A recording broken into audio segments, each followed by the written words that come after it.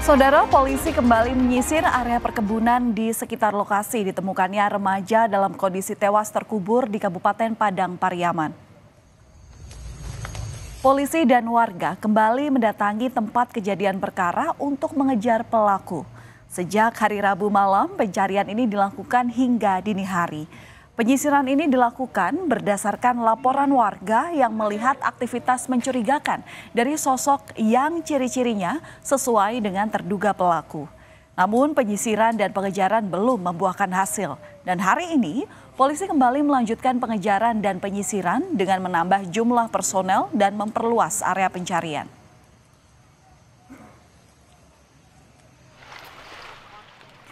Sebelumnya, polisi menerjunkan anjing pelacak untuk menelusuri jejak di tempat kejadian perkara.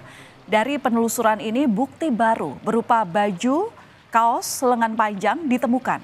Kaos berwarna hitam itu diduga merupakan pakaian yang dipakai oleh korban berinisial NKS. Anjing pelacak juga memetakan jalur jalan yang diakses terduga pelaku menuju jalan utama Padang Bukit Tinggi sebelum akhirnya melarikan diri. Kita diperbantukan dengan K9 dari Ditsamapta Polda Sumbar. Hari ini untuk bisa mencari barang bukti yang dipakai oleh korban yang saat ini belum ditemukan. Ya, semoga aja nanti bisa mendapatkan hasil yang sesuai dengan apa yang dipakai oleh korban. Selama pencarian ada temuan atau gitu? Tadi udah ada beberapa jenis pakaian yang kita nanti konfirmasi ke pihak keluarga. Saudara, sosok yang diduga korban terekam sebuah video amatir oleh warga. Korban di sini terlihat sedang menjajakan gorengan. Peristiwa ini diduga terjadi pada awal September sebelum korban ditemukan tewas pada 8 September silam. Sementara itu kakak korban memastikan baju yang ditemukan sebagai petunjuk baru merupakan pakaian yang terakhir kali dipakai oleh korban.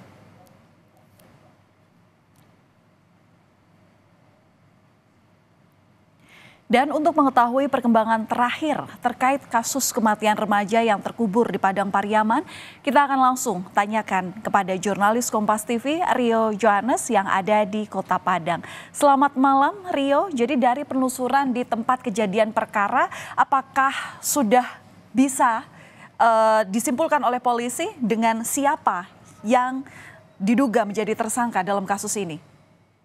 Ya, Valen dan juga saudara, itu sejak Kamis Kamis dini hari, yaitu pihak kepolisian sudah melakukan pencarian di area TKP.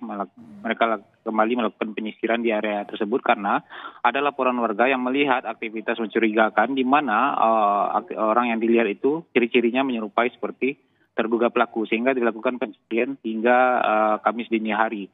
Namun memang dalam hal ini pihak kepolisian belum berhasil mendapatkan atau menangkap terduga pelaku tersebut. Pada Kamis pagi tadi hingga hari ini, malam ini, yaitu pihak kepolisian juga masih terus melakukan pencarian, memaksimalkan pencarian dengan menambah jumlah personil dan melakukan pengepungan di area perkebunan itu. Dan memang sampai sejauh ini pihak kepolisian belum dapat menemukan terduga pelaku ini. Dan untuk identitas dan ciri-ciri pelaku itu sudah dikantongi oleh pihak kepolisian. Demikian, Valen. Iya, Rio, tadi Anda menyebutkan bahwa polisi ini sudah mengantongi ciri-ciri dari terduga pelaku. Sempat di-spill nggak kepada wartawan? Seperti apa ciri-cirinya? Ya, sejauh ini memang Valen, pihak kepolisian belum mau menyebutkan ciri-ciri ataupun inisial dari terduga pelaku ini. Terduga pelaku ini didapatkan berdasarkan dari keterangan saksi-saksi yang sudah dilakukan pemeriksaan oleh pihak kepolisian dan memang didapati satu terduga pelaku. Dan untuk peristiwa ini, kasus ini memang pihak kepolisian selain tidak menyebutkan identitas dan ciri-ciri pelaku, juga tidak menyebutkan berapa jumlah terduga pelaku ini dalam yang menyebabkan tewasnya gadis penjual gorengan di Kabupaten Padang Pariaman ini. Demikian, Valen. Oke, ciri-ciri memang sudah dikantongi, tapi kemudian yang jadi penasaran adalah seperti apa bukti-bukti yang kini sudah dipegang oleh polisi. Karena kita tahu pasti setelah kejadian ini terungkap pada tanggal 8 September, pasti penyelidikan ini terus dilakukan oleh polisi. Gimana, Rio?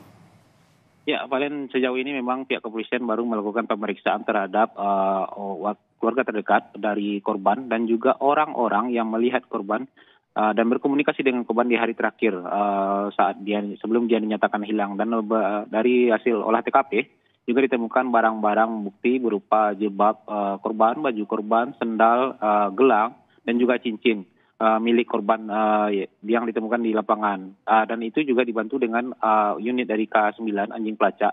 Tapi untuk jejak pelaku sejauh ini memang pihak polisi baru bisa menelusurinya ke daerah jalur jalan utama yang menghubungkan Padang dengan Bukit Tinggi. Karena memang di sana kondisinya sudah sering terjadi hujan pasca kejadian, sehingga anjing pelacak sedikit kesulitan dalam menemukan jejak dari pelaku ini, terduga pelaku ini. Demikian, Valen.